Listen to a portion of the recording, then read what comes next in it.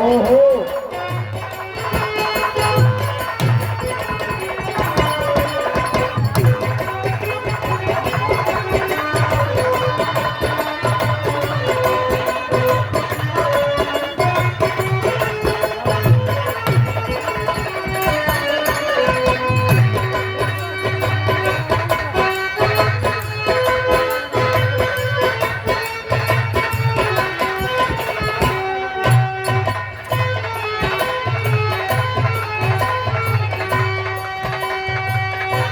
आप लोगों का आशीर्वाद लगा, अपने संत गुरुओं का आशीर्वाद लगा, श्रोता समाज का आशीर्वाद लगा।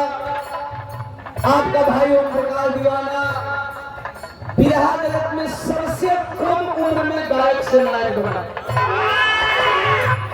ये सिर्फ आप लोगों के लिए, बहुत कम उम्र में। और मेरी पहली भोजपुरी फिल्म दिल के मिलनों के आप लोग इतना प्यार दुलार देने की 22 हीरो आप लोगों के आशीर्वाद से 1.5 मिलियन और फिल्म क्रॉस किए हुए सब आप लोग का प्यार है। कोई फिल्म कोई मास्टर तरन बजाओ तना खड़े खड़े लोग कोई में पागल टाइप का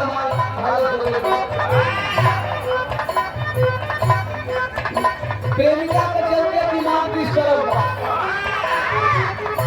संजय मुखिया जी हमारे बड़ भैया, वर्तमान मुखिया हमारे गार्जियन, आपके द्वारा माला और 500 रुपया से सम्मान किया गया। एक बार हम चाहेंगे अपने नाम पे, समिति के नाम पे और आदरणीय मुखिया जी के नाम पे दाएं बाएं अगल बगल आगे पीछे से हाथ उठा के जोरदार लोग ताली बजाएं। लागत हो कि नहीं कैमूर रोता जीतल हो। टाइम पर ताली बजाओ में खासतौर से जब सम्मान का बात आ जाए, अपना सम्मान का, आप लोग अपने सम्मान के लिए ताली बजाएंगे, हम लोग के लिए नहीं। हीरो बहुत है था हम कले बनी अपनी हीरोइन से।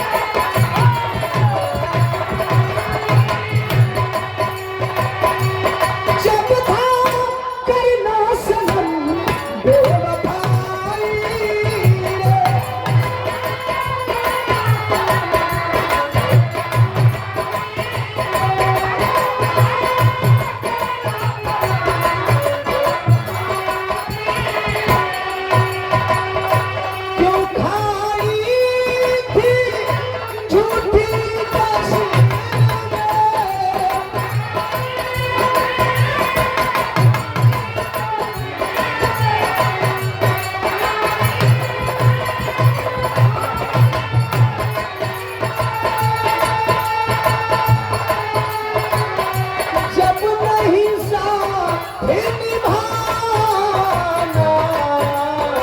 दीवाना दीवाना पागल हुआ ये दीवाना।